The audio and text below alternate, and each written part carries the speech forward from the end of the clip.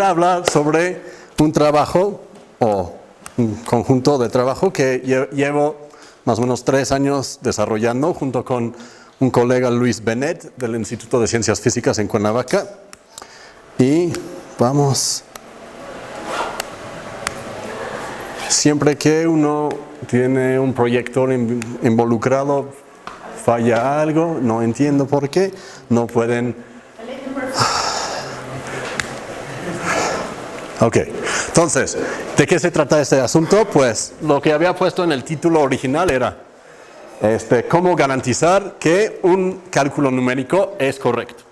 Y con eso realmente sí quiero decir garantizar matemáticamente hablando.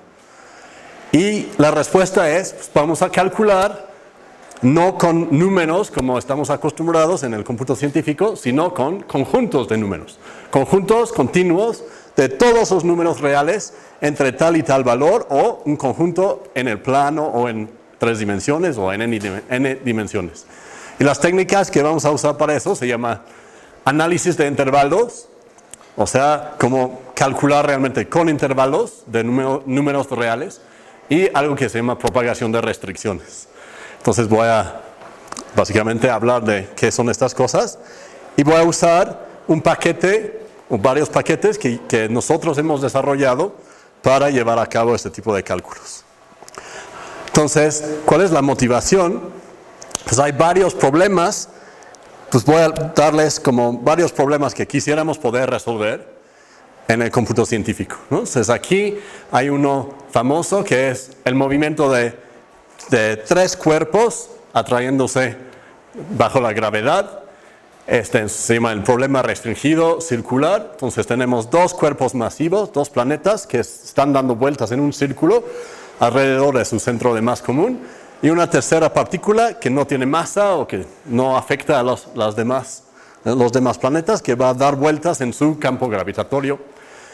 Y hay 5 puntos, bueno, hay unos puntos muy importantes que se llaman los puntos de Lagrange, que son los puntos donde si yo me meto en ese sistema rotando así con el movimiento, se ven fijos, ¿no? Entonces aquí se ven, si yo me pongo en el sistema rotatorio, son puntos fijos de la dinámica.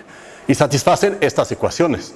Son 2 ecuaciones únicamente en 2 variables, pero son no lineales y algo feos, ¿no?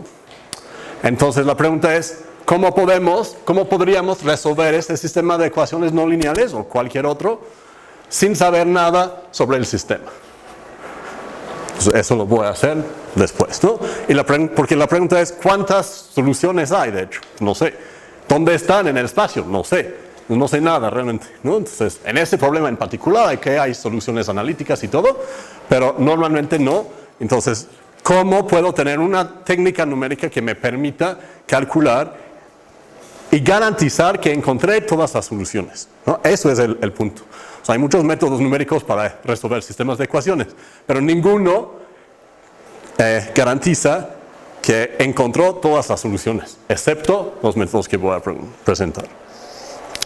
Otro problema de muy distinta índole es la siguiente. Supongamos que tengamos unos datos experimentales, ¿no? Que de una sustancia que estoy midiendo y de t en el tiempo t, y aquí están los datos que medí. Entonces medí que esa cantidad pertenece a estos intervalos en cada momento del tiempo que pongo ahí.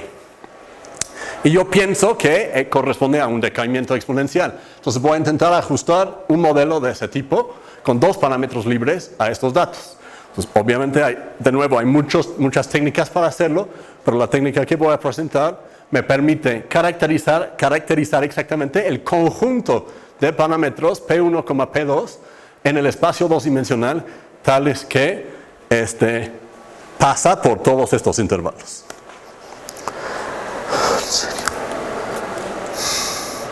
¿Qué onda? Ok.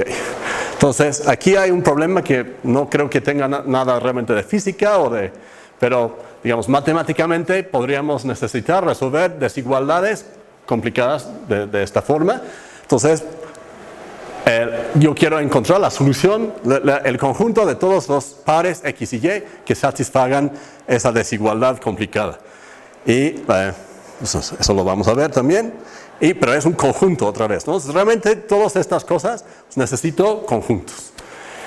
Y finalmente regresamos al título de la plática, ¿cómo calcular esta integral? Se ve muy inocente hasta que uno se da cuenta de que seno de e a la x oscila bien feo.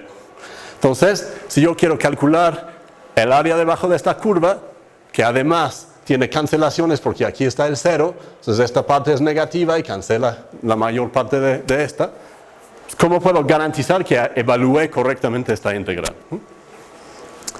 Sale. Sí, para terminar, resulta que hay un asteroide que se llama Apophis que posiblemente va a dar contra la Tierra en 2029.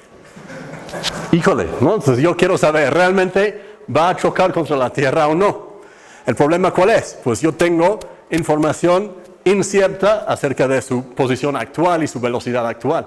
Entonces lo que realmente tengo es una bola de condiciones iniciales en 6 dimensiones, digamos, o qué sé yo. Bueno, si quiero tomar en cuenta todo el sistema solar, pues tengo muchos parámetros y tengo como una bola de condiciones iniciales. Entonces lo que quisiera hacer es poder integrar las trayectorias de todos estos cuerpos en el espacio n-dimensional y tomar en cuenta que es un conjunto y encontrar el conjunto entonces después de fluir por un tiempo t y ver si este conjunto se va a intersectar con la trayectoria de la Tierra. Entonces eso no lo he hecho, pero hay gente que sí lo ha hecho, ¿no? Este cálculo. Pero es muy así, ¿no? Ahí sí realmente nos interesa el cálculo, ¿no? El intervalo se va haciendo más grande con el método numérico. Sí, eso es uno de los grandes problemas de estos métodos. No, entonces sí, ok, sí, pero sí, de acuerdo, en algún momento en el futuro sí.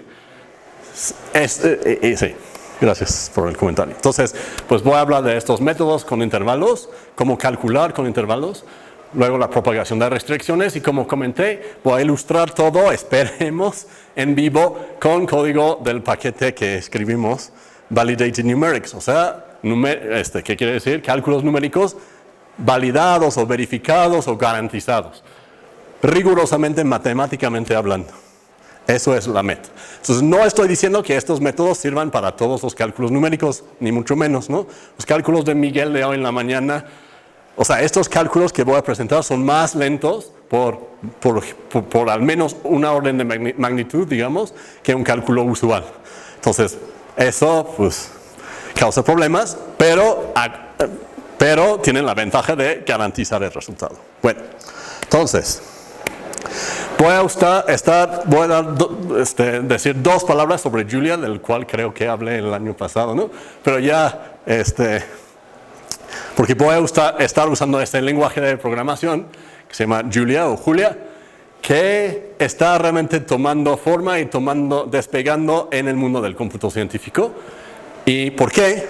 Porque a pesar de ser un lenguaje de cómputo general, a diferencia de MATLAB, por ejemplo, fue diseñado para ser con el cómputo científico en mente.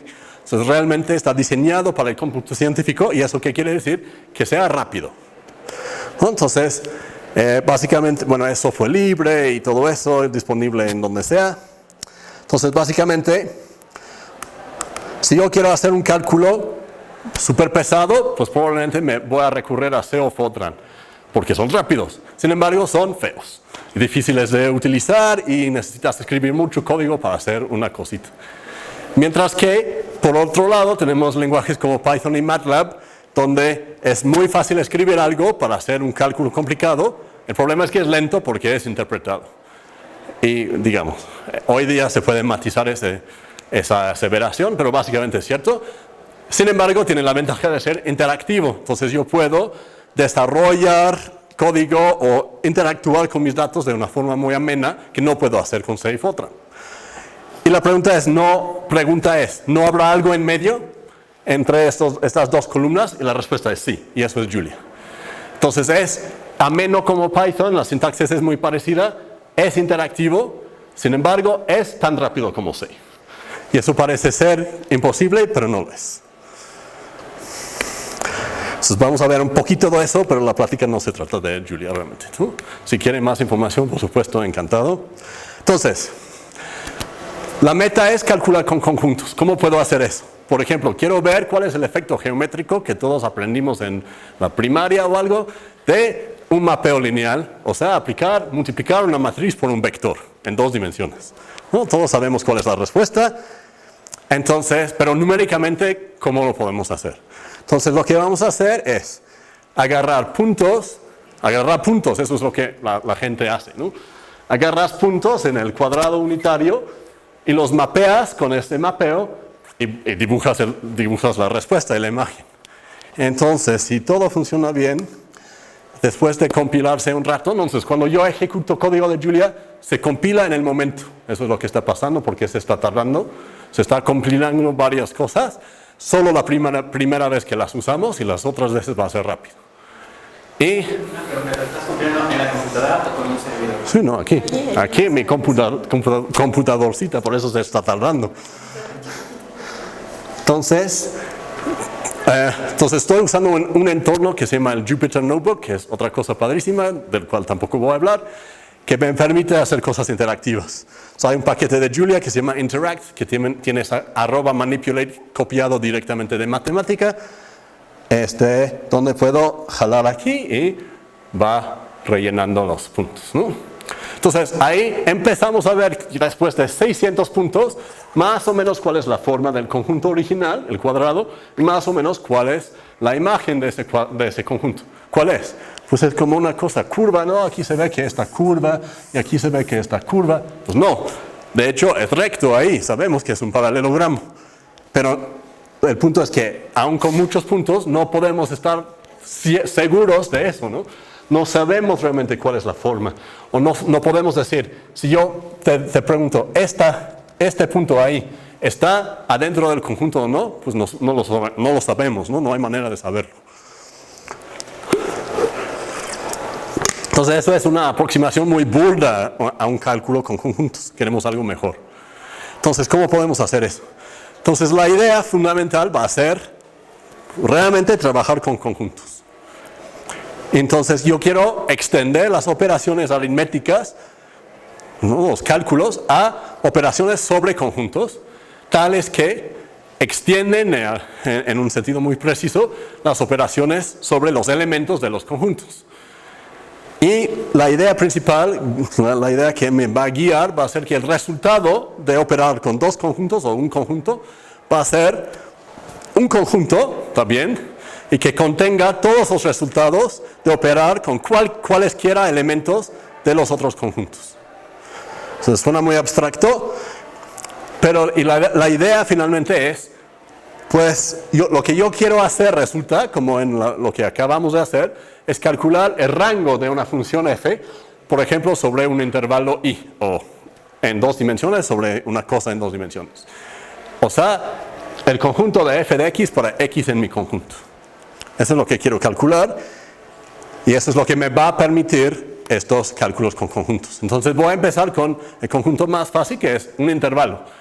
Un intervalo, vamos a trabajar con intervalos cerrados de números reales, pues todos sabemos qué es el conjunto de todas las x en los reales entre algún número real a y algún número real b. De hecho, en la compu solo podemos usar punto flotante. Entonces van a ser números de punto flotante a y b, de hecho, en la compu.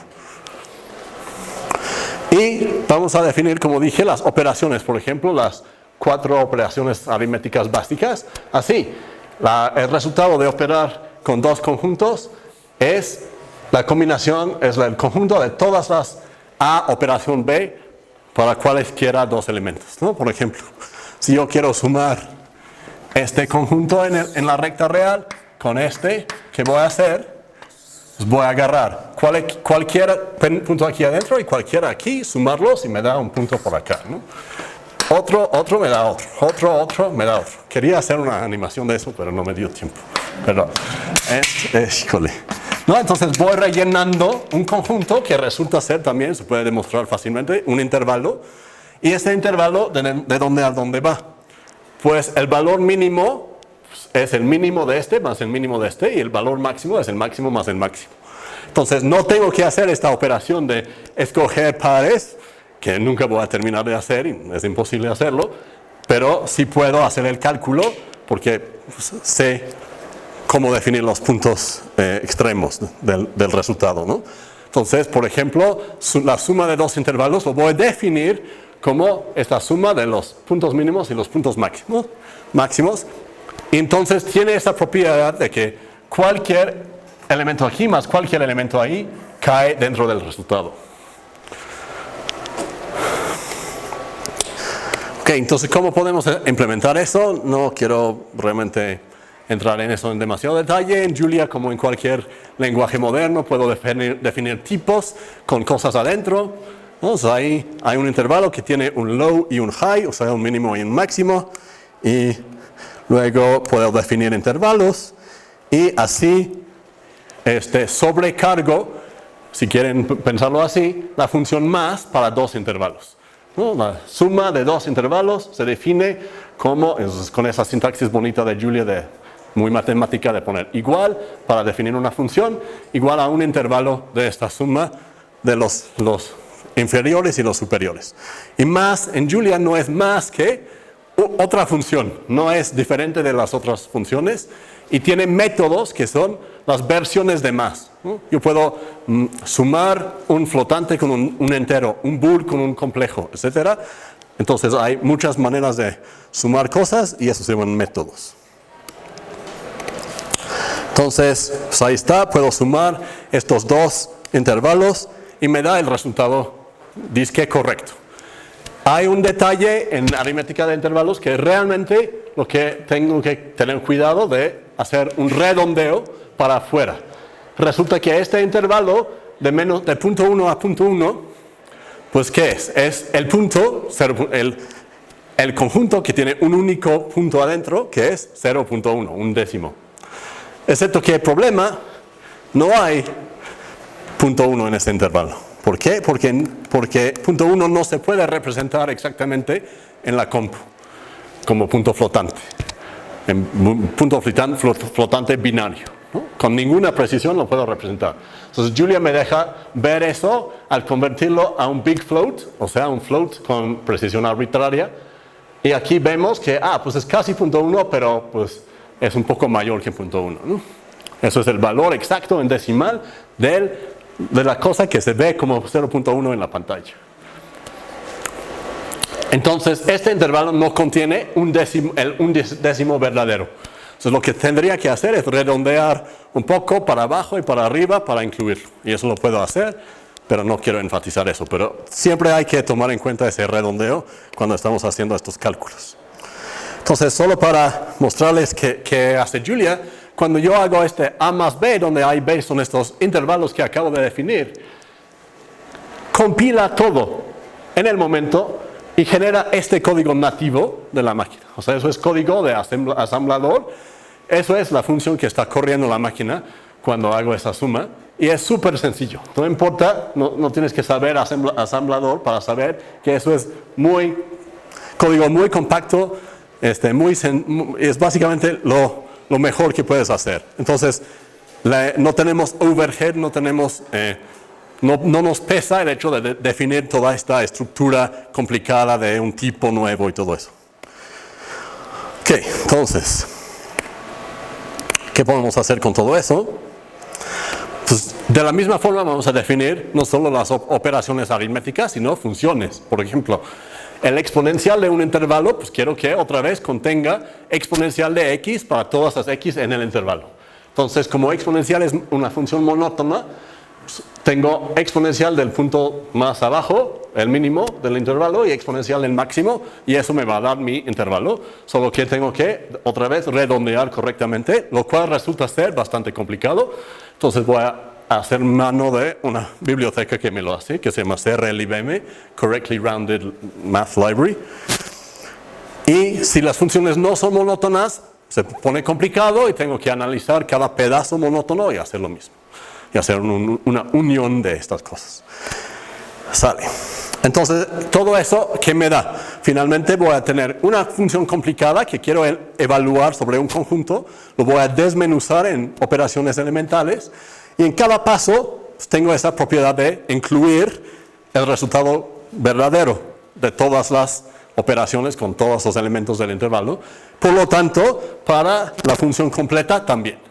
Entonces, lo que, digamos, se puede demostrar rigurosamente si quieren, pero básicamente se entiende, creo, es que esa cosa que se llama la extensión intervalar de una función f, que es nada más que reemplazar todas las operaciones por las operaciones de intervalos que acabo de definir, contiene el rango verdadero de la función matemática f sobre el intervalo. Entonces eso es una cosa que puedo calcular numéricamente fácilmente relativamente. Eso es una cosa bien difícil de calcular en general. Calcular el rango es equivalente a calcular los máximos y mínimos, que es equivalente a hacer un problema de optimización global bien complicado, y en general no lo puedes hacer. Pero lo que yo puedo hacer es calcular un conjunto que garantizadamente lo contiene, ese rango. Pero a menudo sí sobreestima, que es un poco lo que estaba refiriendo Julián. Entonces, eso es una desventaja de intervalos. Que yo puedo calcular esta imagen, pero en general es demasiado grande. Entonces, vamos a ver una aplicación, ¿no? Es todo muy Ay, vamos.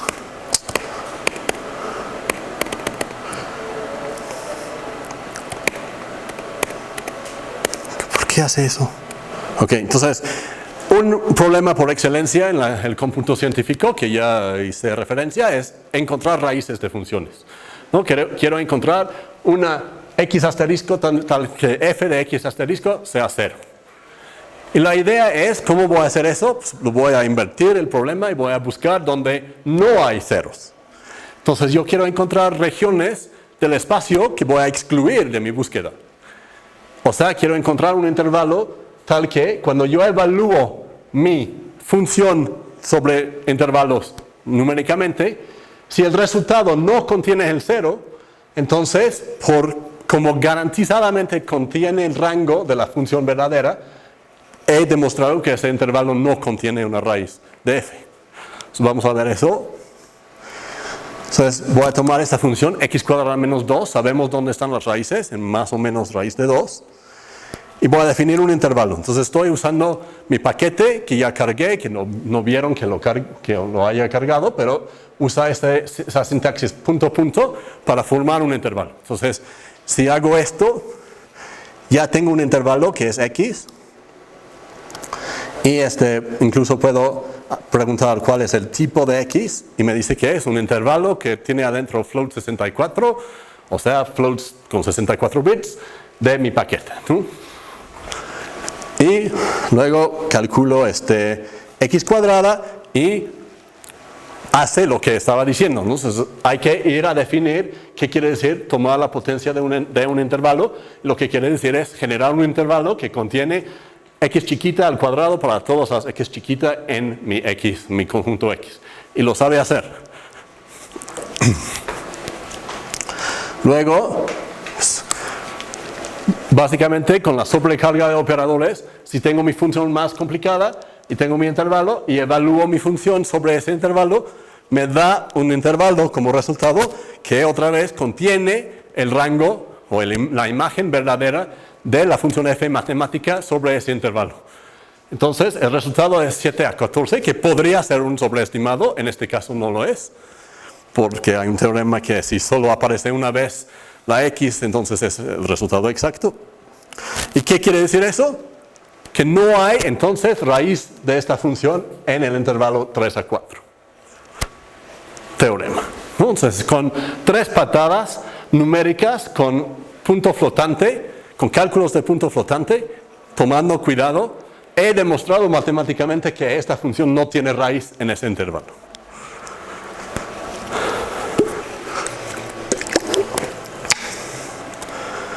Y es más, en punto flotante hay un concepto que se llama inf, que es infinito entre comillas, ¿no? O sea, es un valor más grande de los valores que se pueden guardar en los números flotantes. Por ejemplo, 2 a la 2000 me da infinito. Ahí. Entonces, pero lo que yo puedo hacer es, si yo pongo interval de 2 a la 2000, me da este resultado. ¿Qué es eso? Es un intervalo desde el número más grande que puedo representar en punto flotante con 64 bits hasta el infinito. Entonces me está diciendo, ese resultado está dentro de este intervalo infinito. Y lo que quise hacer, que no sé por qué no está aquí, es, yo puedo hacer lo mismo con intervalos infinitos, de hecho. Entonces yo puedo poner aquí infinito, que es simplemente un símbolo que corresponde a inf en punto flotante, y evaluar mi función ahí, y me da un resultado también infinito, que entonces me muestra que esta función no tiene raíces en toda esta región semi-infinita de la recta real, de un golpe. Garantizado. ¿Dudas?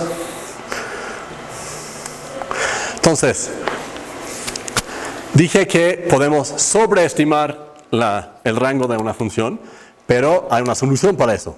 Entonces, aquí hay una función mince, ¿no? Que es hacer carne molida, ¿no? To mince. Entonces, vamos a tomar mi intervalo y hacerlo y molerlo, básicamente. O sea, lo vamos a hacer n subintervalos. Y eso es el código para eso. Si están acostumbrados a Fortran, no sé, eso es como magia, ¿no? O sea, estamos en una línea haciendo la división y en la otra línea haciendo un conjunto, una colección, un arreglo de intervalos con estos nodos. Bueno, hay código para dibujar que les puedo mostrar. Entonces, tengo mi intervalo, tengo una función más o menos complicada y estoy pidiéndole que dibuje las imágenes de los intervalos en los cuales corté mi pedazo de recta. Entonces aquí tengo estoy tomando menos 1 a 1 en X, lo corto en 3 pedazos, 1, 2, 3, y para cada uno evalúo con mi aritmética de intervalos esta función. Eso me da un nuevo intervalo que dibujo en Y. Y voy a colorear toda la caja para mostrar, ¿no?, que este intervalo se mapea a aquel. Y la idea es que eso tiene que contener garantizadamente la imagen de la función. Y vemos que sí. O sea, pinté también la función verdadera, ¿no? Y conforme yo voy incrementando el número de cajas en los cuales divido el intervalo en X, podemos ver que en Y se va aproximando cada vez más la imagen o el conjunto de la unión de las cajas se va aproximando a la función. Y también coloreé los intervalos o las cajas según si contienen el 0 o no. Entonces, todos estos que están en verde, ya demostré que no hay raíz de mi función ahí. Y todos los azules, podría haber raíz, no lo sé. Y hay manera de saberlo, pero hay que hacer algo más complicado. Entonces puedo hacer lo mismo con otra función. Entonces tengo una forma garantizada de aproximar una función que no y que me deje ver dónde podría haber raíces o podría excluir raíces. Bien, entonces como otra aplicación vamos a regresar a cálculo 2 y vamos a ver cómo calcular una integral. Pues aprendieron algo que se llama integral de Riemann, que parecía completamente complicado, difícil, sin sentido, etcétera, ¿no? Bueno, ahí está el código para hacer una integral de Riemann con intervalos. Estas 3 líneas que obviamente deberíamos enseñar en cálculo 2, en mi opinión. Entonces, de hecho son 2 líneas porque no necesitaba eso. Entonces, le voy a pasar una f, un intervalo, una función, un intervalo y un número de pedazos en los cuales dividir mi intervalo. Voy a usar mi función mince que les mostré y luego aquí está el cálculo de la integral de Riemann. ¿Qué está pasando aquí? Este punto es aplicar esa función a ese vector. Entonces, tengo un vector de intervalos, los subintervalos en X. Estoy calculando el diámetro de cada uno. Bueno, que en este caso todos tienen el mismo diámetro, pero en general podría ser que no tuvieran el mismo diámetro. Y ahí estoy aplicando mi función a cada intervalo, ¿no?, con la misma sintaxis. Y aquí estoy multiplicándolos elemento por elemento y luego tomo la suma de todos. Entonces, básicamente lo que está pasando, y se me olvidó incluir la gráfica, pero se lo puedo mostrar después, es que tengo una función y entonces en este intervalo evalúo f de ese intervalo y me da alguna caja así. Entonces, el punto es que aquí, el valor mínimo de esta caja es una cota inferior y el valor máximo es una cota superior. Entonces, si yo sumo todas estas cotas con el tamaño, con el ancho, eso es exactamente una integral de Riemann de abajo y arriba, ¿no? Tal como vieron en cálculo. Y entonces, entonces hay, por ejemplo, integrar x cuadrada, eso es la sintaxis para una función anónima que toma x a x cuadrada, o sea, maps2 en LaTeX, ¿no? O sea, eso sería \maps2, ese símbolo. Bueno, entonces, esa integral, ¿qué me da? De 0 a 1. Pues me da 1/3 de x al cubo de 0 a 1, entonces me da 1/3. Y efectivamente, si evalúo esta integral, me da un intervalo que contiene 1/3. Garantizadamente tiene que, porque así funciona esto. Si incremento el número, pues se va acercando cada vez más a 1/3. Entonces sí funciona. Y entonces déjenme regresar a esta integral feísima. Lo puedo hacer con mi método tan boba y la respuesta es, vamos a ver. Entonces ahí con 10 cajas, pues me da un intervalo enorme, ¿no? Está diciendo que esta integral está entre -7 y 7. Eso no me parece muy interesante saberlo, ¿no?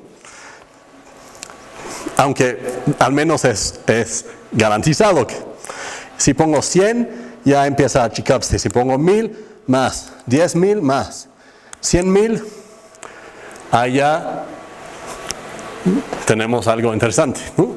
Y finalmente 1.000.000 se tarda un poco.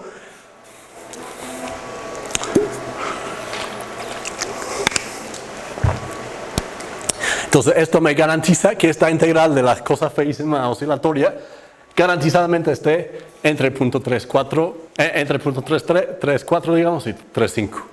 Si tú le pides eso a MATLAB, te da completamente el resultado equivocado. O sea, completamente falso, ¿no? Punto 2 o algo así. ¿Cuánto es lo más que puedes poner? Pues depende de cuánto quieras esperar, ¿no? Yo puedo poner @time y eso me va a decir cuánto tiempo se tarda, ¿no? 10.000 se tarda 0.07. De hecho, tengo que decir que mi paquete está a punto de tener un boost, una aceleración de casi 10 veces. Entonces, todos esos números son un poco... Pero bueno, si multiplico por 10 el número de celdas, pues tiene que hacer básicamente 10 veces más chamba. Básicamente cada vez es básicamente lineal en el número de cajas, ¿no? El tiempo. Entonces aquí va a ser 4 segundos y así. Puedes estimar al menos cuánto te vas a tardar y además puedes hacer una gráfica de...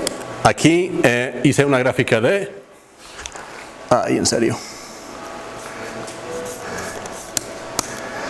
De el diámetro del resultado como función del número, ¿no? Entonces vemos que hay una ley de potencias aquí, entonces puedes estimar qué número de cajas necesitas para tener una precisión dada.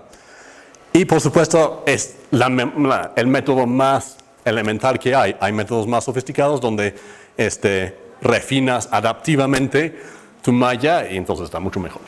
¿Y cómo garantizas que sea monótona en cada cajita? No estoy garantizando eso. No, lo que estoy diciendo es, justo no es cierto, ¿no? Eso lo vimos. No, lo que estoy diciendo es que si yo tengo una cajita, necesito evaluar seno sobre esa cajita. Entonces, en ese momento, lo que hago es, yo necesito seno del intervalo de 0.3 a 7. Entonces, ahí analizo la monotonicidad para darme el estimado no el estimado, la cota superior del intervalo donde cae seno de todos los valores en ese intervalo. Entonces, si hago eso en cada operación, el resultado está garantizado que contenga todos los resultados. Entonces eso es lo que vimos, que no es, o sea, que es más grande en general de lo que es realmente el... Pero simplemente reduzco el tamaño del intervalo y teorema, de hecho hay un teorema ahí, que se reduce el sobreestimado. Por supuesto hay técnicas más sofisticadas donde aproximas mejor la función con series de Taylor y muchas cosas, ¿no? Pero o sea, las ideas básicas están todas aquí en la versión más sencilla. ¿Sale? Entonces, ahí está una aplicación. Entonces, ¿cuánto tiempo tengo? ¿15 minutos más? ¿Qué tal? O sea, todo hasta ahora ha sido unidimensional. ¿Qué tal dimensiones superiores? Por supuesto, como siempre, es más complicado, mucho más.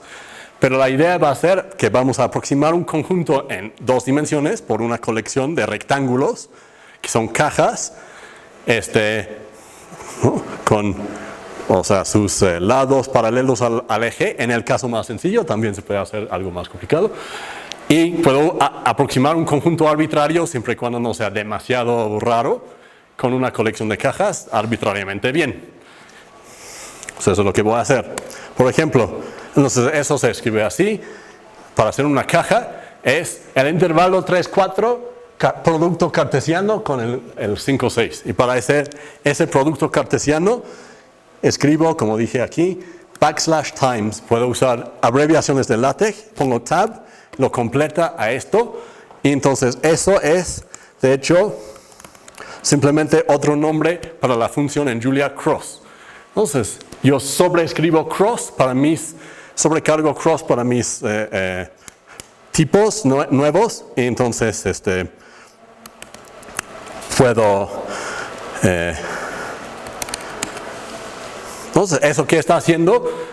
Digo que defino que el cross de 2 intervalos me va a dar esa caja en 2 dimensiones, que se llaman interval box. Entonces, por ejemplo, yo puedo definir una función de 2 dimensiones. Aquí está una sencilla, ¿no? Toma x y y, o sea, es una función genérica de Julia. Toma x y y, me regresa estas 2 cosas. Y ahora si pongo f de mi caja, y bueno, los 3 puntos es para desplegar mi objeto con 2 entradas, como los 2 argumentos de la función, un splat. Aplico mi f y envuelvo todo de regreso en un interval box, me da esta caja. Entonces, ¿qué he hecho? Por todo lo anterior, esta caja está garantizado que contenga la imagen de esta función sobre este conjunto 2-dimensional. Entonces, eso lo voy a aplicar para el problema original, que era mi matriz aplicado a mi cosa unitaria. ¿No? Entonces, ahí está. Aquí está la caja unitaria y aquí está la imagen de esta caja con estas operaciones de intervalos cuando multiplico mi matriz 2, 1, 1, 1 por esta caja de intervalos. Y lo que voy a hacer es empezar a mincear, a moler otra vez mi intervalo en pedazos. O sea, por el momento sabemos cuál es el valor verdadero, en la imagen verdadero, ahí está, ¿no? Eso lo sabemos analíticamente, pero la compu no lo sabe, ¿no? Entonces voy a empezar a dividir mi caja original en cachitos. Entonces, por ejemplo, aquí hay un cachito y eso se mapea debajo del mapeo a este cacho y a y así sucesivamente, y conforme voy aproximando cada vez mejor mi conjunto original, pues voy acercando cada vez más a la imagen verdadera o el rango verdadero de este mapeo. Entonces, ahora sí puedo decir, yo garantizo que este punto está adentro de algo que es un sobreestimado del rango verdadero. Y tú podrías también ver, ¿no? Entonces, en general lo que queremos hacer es aproximar los conjuntos desde adentro y afuera. O sea, tener un conjunto que está garantizado estar adentro y un conjunto que está en el borde y no sabemos. Bueno, entonces yo puedo aplicar eso a los puntos de Lagrange.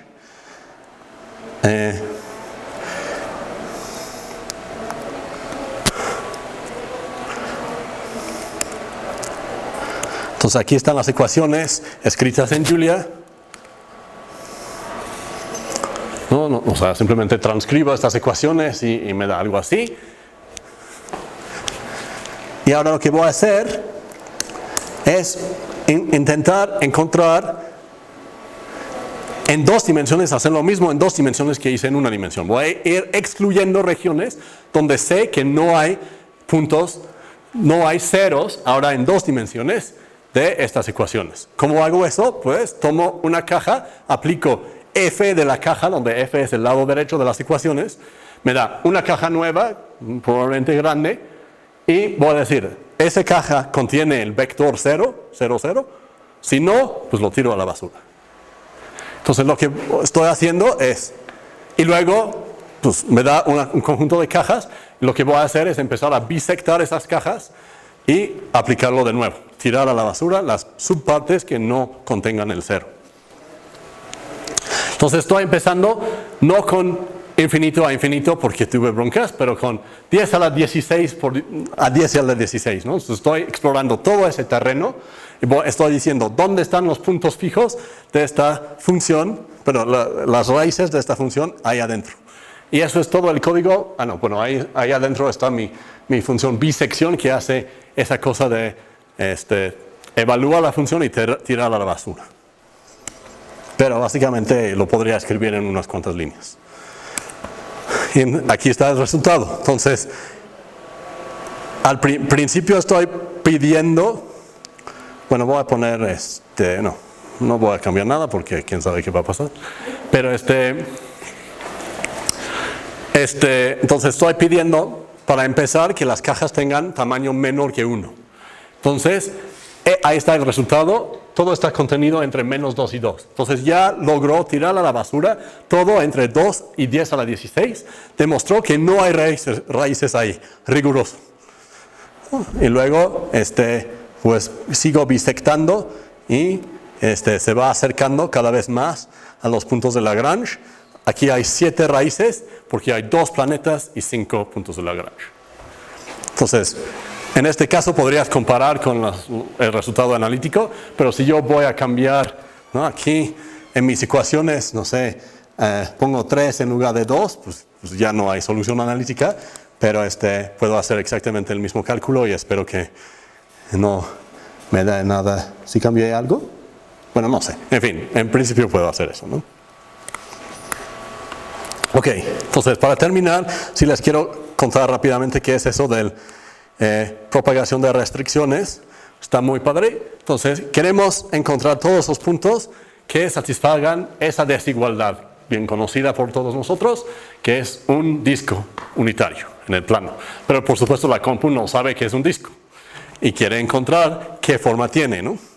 Entonces voy a empezar con todo el plano. Entonces X es un intervalo de menos infinito a infinito y Y también.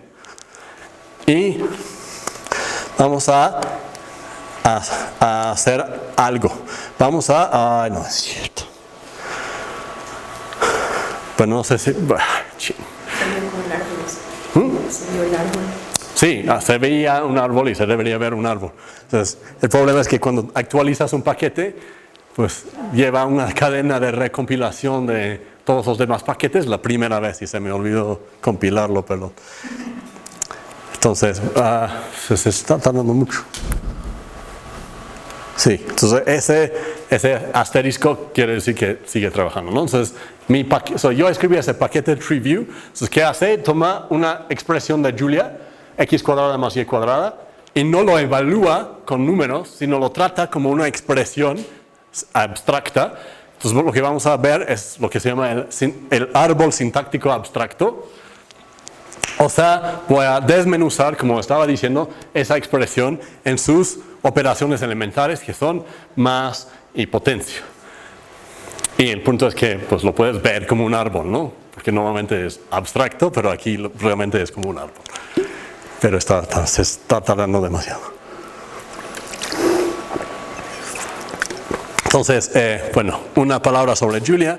Eso es un paquete registrado de Julia. Cualquiera lo puede instalar con package.add TreeView.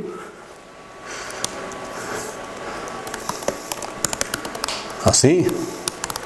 Y eso lo va a instalar y va a instalar todas estas dependencias sobre las cuales depende. Y no sé por qué se está tardando realmente mucho. Entonces, luego, eso lo haces una vez en la vida y luego using TreeView lo haces cada vez que lo quieres cargar la librería, básicamente.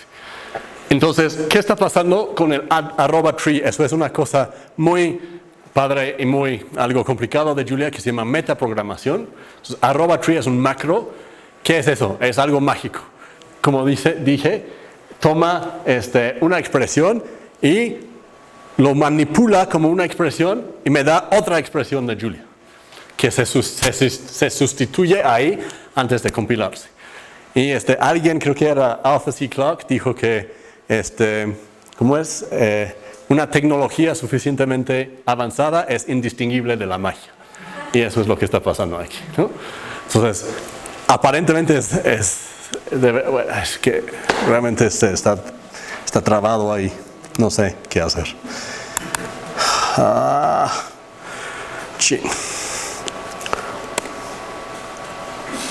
Bueno, mientras tanto vamos a seguirle. Entonces, yo tengo X. Entonces, lo que voy a hacer, bueno, lo voy a dibujar a mano, pero sí se puede hacer con Julia también. Ya. Entonces,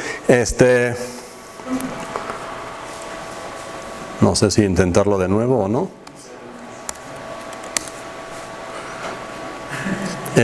Lo que tenemos es básicamente. No. Bueno. Se ve así el árbol. Lo que vamos a hacer es evaluar el árbol para adelante y luego para atrás. Entonces, voy para adelante desde las raíces, desde las hojas. Entonces, voy a introducir nuevas variables en cada nodo del árbol. Entonces, aquí tengo una nueva variable a, que es x al cuadrado. Si yo tomo x son todos los números reales. Si yo tomo cualquier número real y lo elevo al cuadrado, me da un positivo. Bueno, un no negativo. Entonces, el resultado es el conjunto de 0 a infinito. Y mi paquete sabe hacer eso. ¿No? De la misma forma para y, y luego voy a introducir la b como y cuadrada y c como a más b. Entonces c ya es x cuadrada más y cuadrada, ¿verdad? Y vemos que vive en 0 infinito.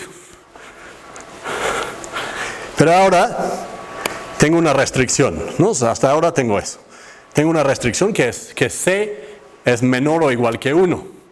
Entonces, ese valor de c, que es 0 al infinito, es inconsistente con 0 a 1. Lo que voy a hacer es hacerlos consistentes al aplicar, a tomar la intersección. Y pueden ver que en Julia puedo usar otra vez operadores de Unicode como en mi código, pues. Entonces, tecleo \cap como en LaTeX y ahí está mi intersección. ¿No? Y otra vez, ese símbolo simplemente es otro nombre para una función en Julia. Pero eso hace que tu código sea muchísimo más legible. Entonces voy a tomar la intersección con la restricción que es todo lo que es menor o igual que 1, o sea, el intervalo menos infinito a 1. Luego, ¿qué vamos a hacer? Pues ahora tenemos C es A más...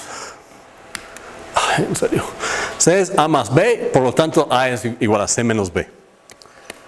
Entonces, pero yo tengo un valor de A actual, que es 0 al infinito, y C menos B, cuando lo calculo con el nuevo valor de C, pues es este intervalo. Y otra vez son inconsistentes, entonces otra vez voy a tomar su intersección. Entonces, el nuevo valor de A es la intersección del valor anterior con el nuevo valor que calculo de nuevo C menos B. Entonces, hace eso, ¿no? Reduce de un intervalo semi-infinito a un intervalito. Entonces, lo que hicimos fue lo que se llama propagar la restricción. Constraint propagation en inglés. Entonces, sí. Y ahora hay que terminar. Tenemos lo mismo para B, ¿no? Y X, Lo que realmente me interesa son x y y. Entonces, x satisface x cuadrado y es igual a e es igual a a. Entonces, tengo que resolver, básicamente lo que tengo que hacer es invertir esta función. ¿Cómo invierto esa función? Pues eso, la raíz cuadrada. Solo que hay dos raíces cuadradas, ¿no? Entonces, en matemáticas normalmente no puedes definir una función inversa, no tiene sentido. Pero aquí tengo un conjunto, entonces sí puedo definir la función inversa actuando sobre el conjunto. Entonces, la función inversa del cuadrado sobre conjuntos es la unión como intervalos de la raíz cuadrada de a y menos la raíz cuadrada de a. Y lo mismo para y, que debería ser b. Y no evalué todo correctamente.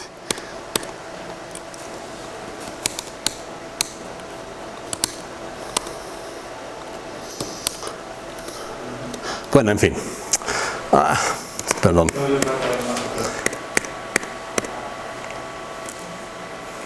Faltó este.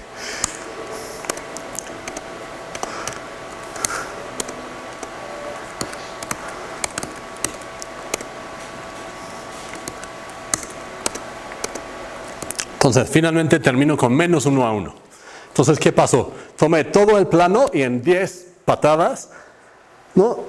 Contraje todo el plano a menos 1 a 1. O sea, tiré a la basura todo el plano menos, excepto esa parte, ¿no? O sea, la compu ya está mucho más cercano a entender cuál es el conjunto que satisface esa construcción. Entonces, todo ese proceso se llama justo un contractor. Toma una caja y lo contrae. Entonces, pero lo hice a mano. Entonces la pregunta es, ¿puedo automatizar eso? Y la respuesta es un paquete que hice el año pasado durante mi sabático y que se llama Interval Constraint Programming y funciona así.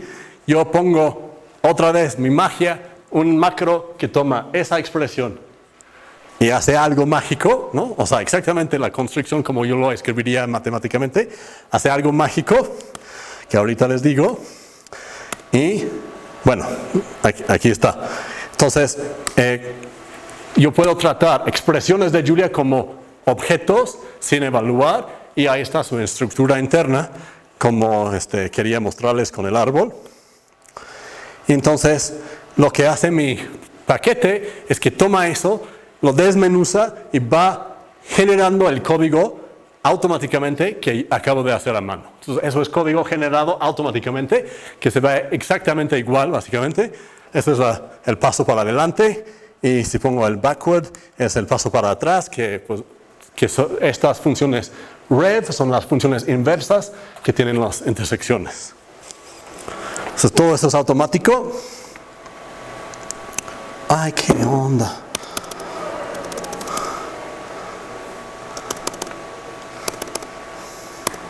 Entonces, ¿cómo se aplica eso? Pues, voy a definir mi constraint así. Entonces, en ese momento, desmenuza, genera el código. Luego defino mi caja y ahora voy a hacer esta cosa.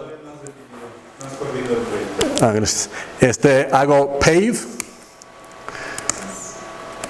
Entonces, ¿eso qué hace? Aplica el contractor. Me da una caja, luego lo bisecta y a cada una de estas cajas aplica el contractor. Lo bisecta, aplica el contractor, etcétera, hasta una tolerancia que yo especifico. Entonces, aquí está el resultado.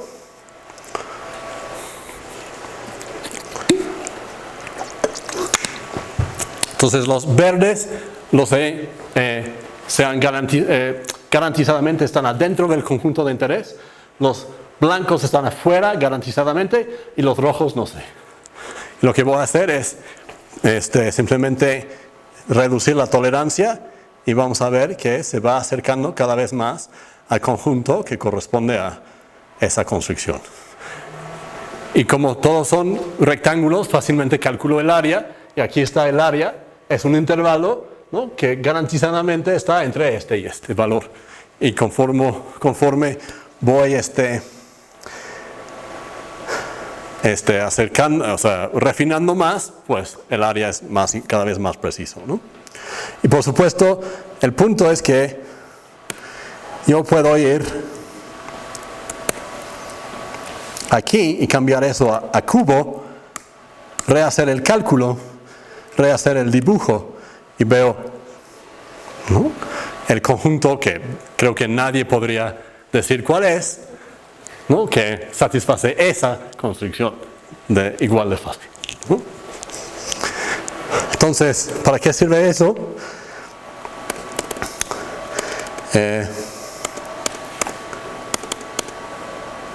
A ver. Sí, tengo un ejemplo en 3D, pero si me preguntan en las preguntas, se lo muestro. O sea, porque el código, por supuesto, es completamente genérico, ¿no?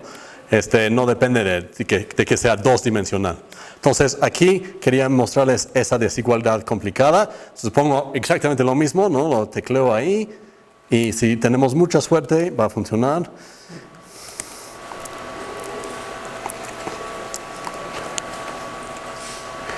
Ahí está. Entonces, esa desigualdad se ve así.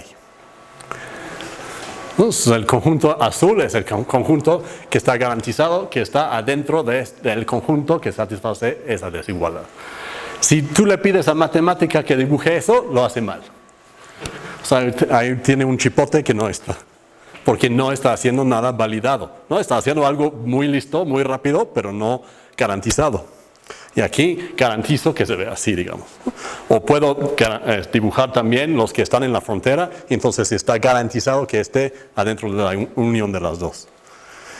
Y tenía otro ejemplo que era eso del conjunto de parámetros que ajusta los datos, ¿no? Se lo puedo mostrar si quiere.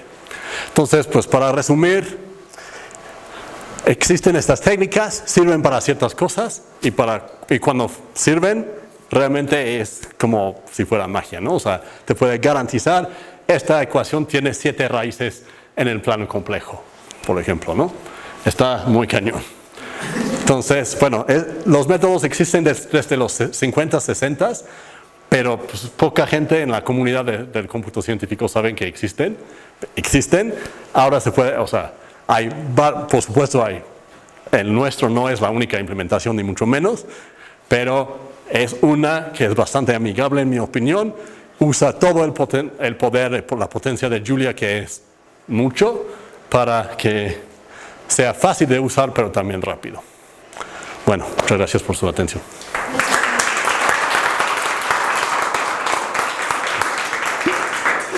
¿Alguna pregunta? Sí, ok, entonces... Sí, muy buena pregunta. Entonces, ¿se pueden escribir integradores de ecuaciones diferenciales con estos métodos que sean garantizados? Eso sí se puede hacer, no lo hemos hecho, existe software por ahí. Si lo queremos hacer, está fácil hacer algo básico y difícil hacer algo refinado, ¿no? Como siempre. Entonces, sí puedes aplicar eso a sistemas caóticos, por ejemplo, las ecuaciones de Lorentz. Y se hace y se ha hecho. Por ejemplo, hay un paper donde encuentran, reciente, donde encuentran órbitas periódicas de las ecuaciones de Lorentz, que son órbitas que garantizadamente existen y son únicas en cierto intervalo en el espacio de parámetros o en el espacio físico. Se puede hacer, tienes que usar precisión muy grande porque justamente como ya comentaron, pues si yo tomo un conjunto de condiciones iniciales como un intervalo o una caja en 3D, pues lo que va a pasar es que como el sistema es caótico y como estos métodos exageran además el problema, pues va a crecer mi caja, ¿no? Entonces, pero sí, o sea, en Julia puedes usar fácilmente aritmética de precisión arbitraria.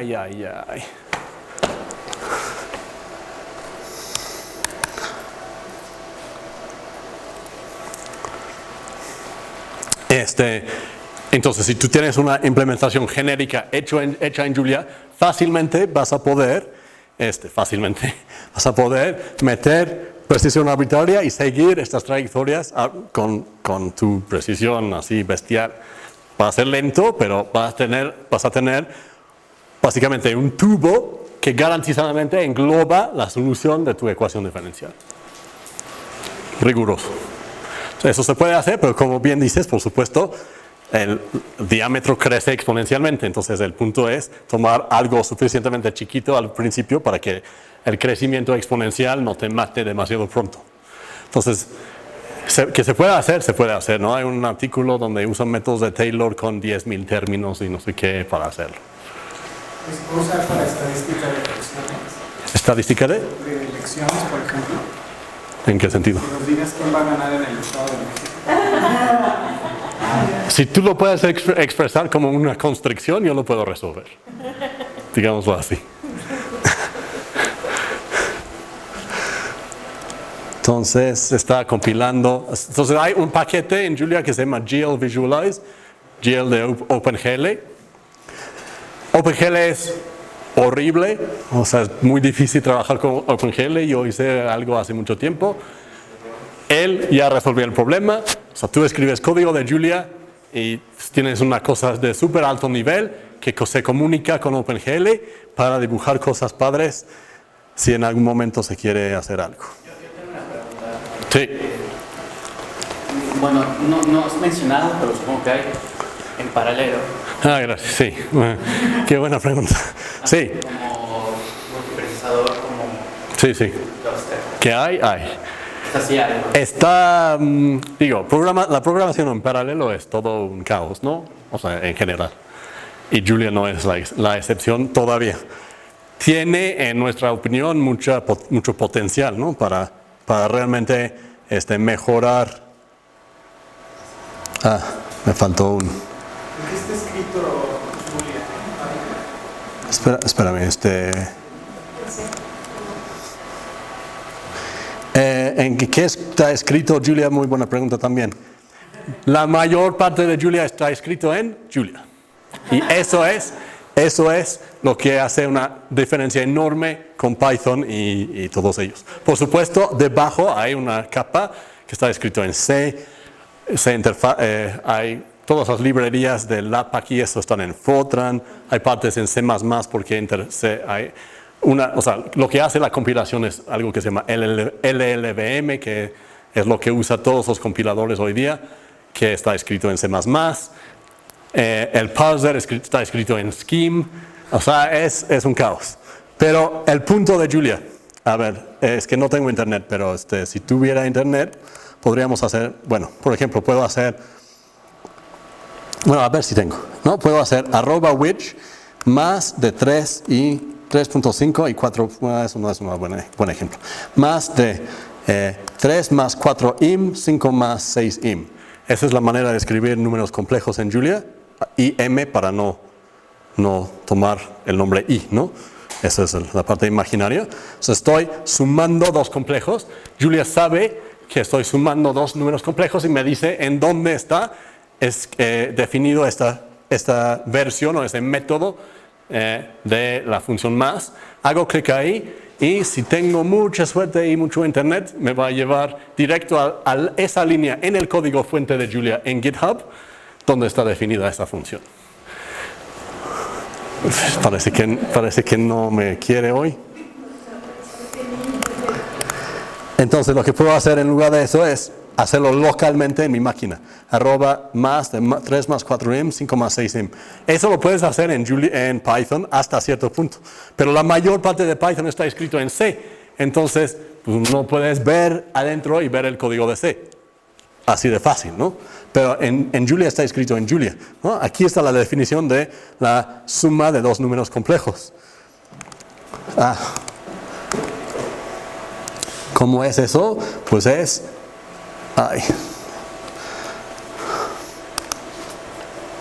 Perdón, es que trabajar con un cañón me choca. No entiendo cómo hacer eso. Bueno, ahí está. ¿Dónde estaba? Ya lo perdí.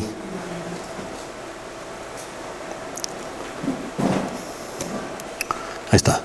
Más de dos complejos es el complejo que es parte real de Z más parte real de W, etc. O sea, ahí está la definición, ¿no? Y eso por supuesto, hay un nivel donde llegas a algo más básico, ¿no? Porque la suma de dos enteros, por ejemplo, pues, va directo al nivel de LLVM abajo. Pero todo lo demás está escrito en Julia, entonces tú puedes llegar a corregir algo en Julia bien fácilmente, mientras que en Python, o sea, yo una vez fui a un seminario de NumPy, es horrible, es imposible entrarle a esa cosa, mientras que aquí está bien fácil.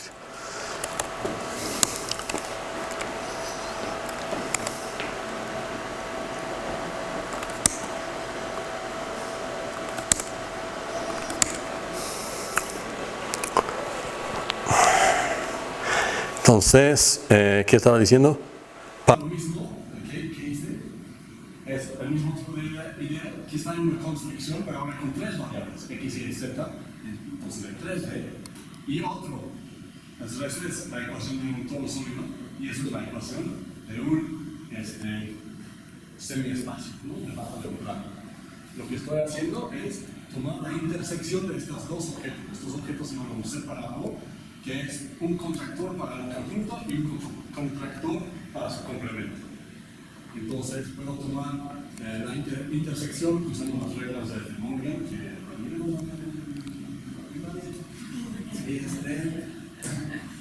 hay un segmento de lo mismo, con el mismo código, porque ahora todo está en 3D. Entonces, por supuesto, tengo una explosión combinatoria, si quiero hacer algo en ND, pero la idea es que los contractores hasta cierto punto me salvan de eso. Entonces, en 3 segundos, calculo las cajas que están adentro de esta intersección y están estos que están en colores, y en la frontera, no sé si se ve, unos en gris, que son en la frontera. Y pues eso es lo que la magia del GeoVisual es que la visualización lo hice en 10 minutos. Pasan horas programando esto, porque ya lo hice.